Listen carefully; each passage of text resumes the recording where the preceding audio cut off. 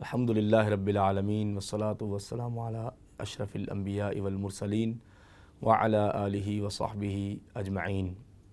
ناظرین کرام، پروگرام جنت کا حصول، آج کا ٹاپک ہے کہ جنت میں کون سے اعمال لے کے جائیں گے۔ ہم نے بات کی تھی قرآن و سنت کی روشنی میں کہ جنت اتنی خوبصورت ہے کہ اس کا شوق ہر مسلمان کو ہونا چاہیے، اور وہی ایک انجام ہے اور اسی طرف ہمیں لوٹ کے جانا ہے۔ اگر ہمیں وہ نہیں ملی تو یہ بہت بڑا خسارہ ہے۔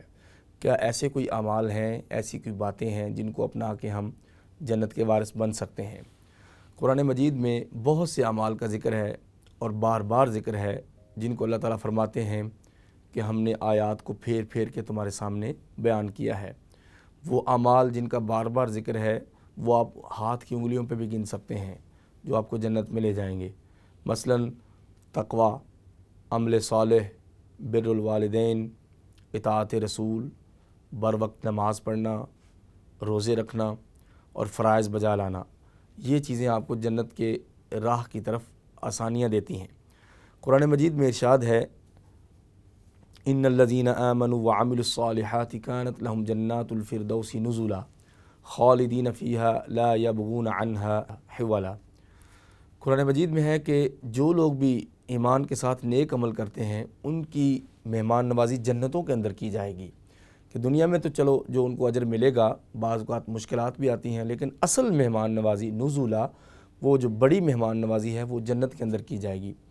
اور دوسری خوبی جنت کی یہ بیان کی گئی ہے کہ یہ چند سالوں کی یا صدیوں کی بات نہیں، بلکہ یہ لامتناہی سلسلہ ہے۔ ٹائم وہاں پہ آف ہے، کیلنڈر کی وہاں کوئی بات نہیں ہے۔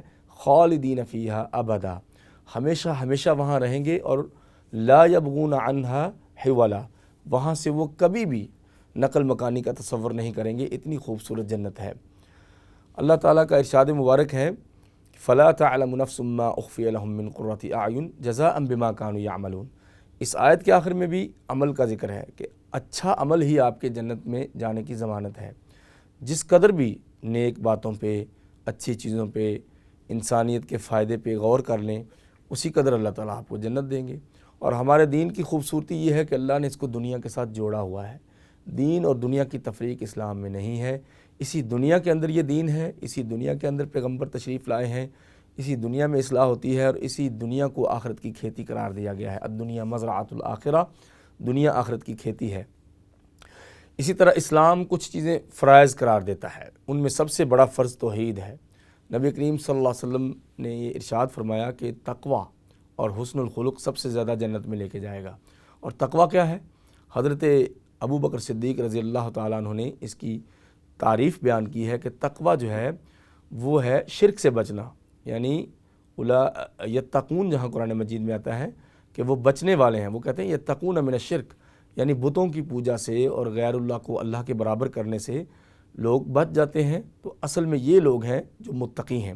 اور سیدنا عمر بن خطاب رضی اللہ عنہ سے پوچھا گیا کہ تقوی کیا ہے، کیونکہ تقوی سب سے زیادہ جنت میں لے کے جاتا ہے۔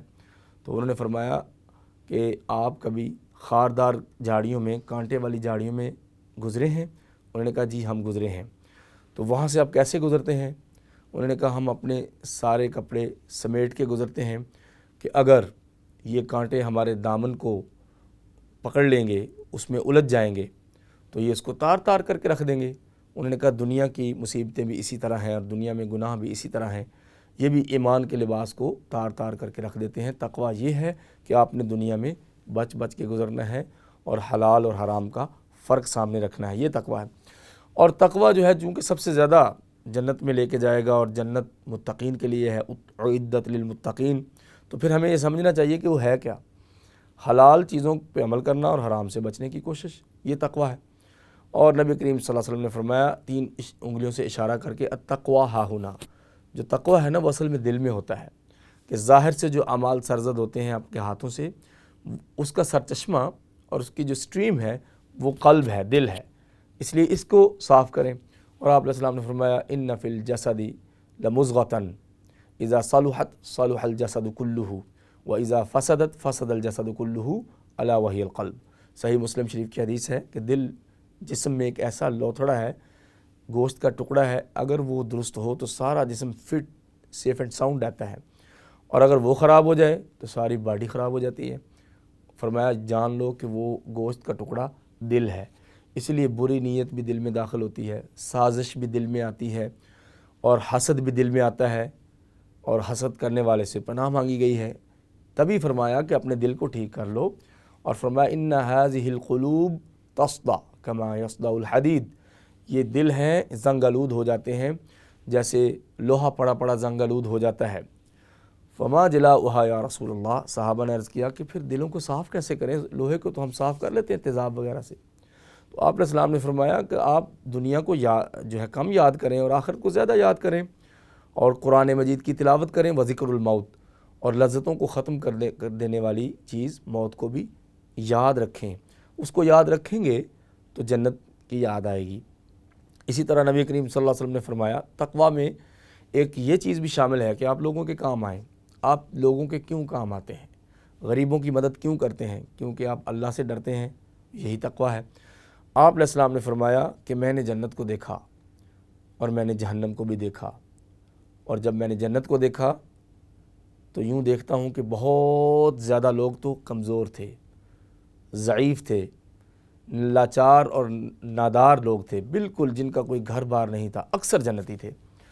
اور کل عتل جواز مستکبر کذاب، اکثر جھوٹے، متکبر، ضدی، ہٹ درم، حق بات کو چھپانے والے، وہ جہنم اس سے بھری ہوئی تھی، والعیاذ باللہ۔ مطلب کیا ہے کہ میجورٹی جو متکبر لوگوں کی ہے وہ دوزخ میں لے جائے گی۔ تکبر کیا ہے؟ یہ دل کی ایک حالت ہے، تقویٰ کو خراب کرتا ہے۔ اور عاجزی، انکساری، ہمبلنس، تواضع، وہ کیا ہے؟ یہ بھی دل کی ایک کنڈیشن ہے۔ اگر دل ٹھیک ہوگا تو سارا کام ٹھیک ہوگا۔